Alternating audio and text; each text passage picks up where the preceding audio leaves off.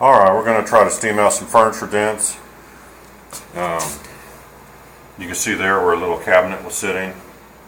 There's dents in the dining room area here where a table sat.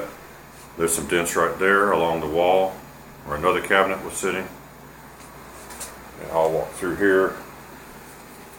You can see in the living room here, there's some dents from the legs of a big sofa, something like that.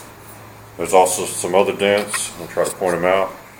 Right in here to the back wall.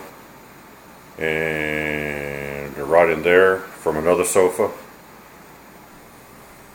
Maybe some coffee table dents in here too. And I hope the light's showing them right because they're pretty noticeable, but you got to have the right light to see some of them. There's a pretty good set of dents here where there was another little cabinet right in that area. And some dents from the legs of a bed frame. Some dents along the wall here.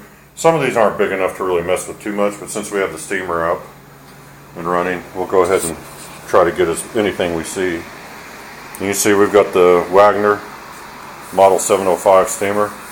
It's full of hot water. You want to fill it up to your full line.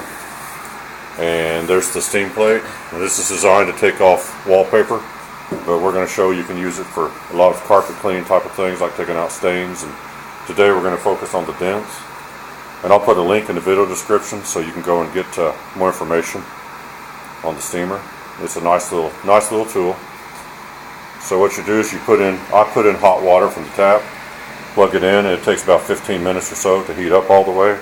You just wait till steam starts coming out there where the plate's at, and you have a nice long hose. So if you plug it in most rooms, you just plug it in one spot and you have room to do the whole room without having to move the cord a lot.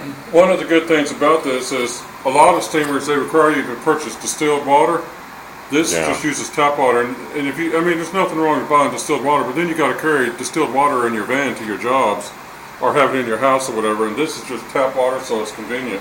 Yeah. And you just have a plug. This removes that you plug in the back to heat it up, and just plug it in and let it. It's just a heating element there to heat the water, and that's about all there is to it. Now, when you're done using the unit, it's going to be very, very hot.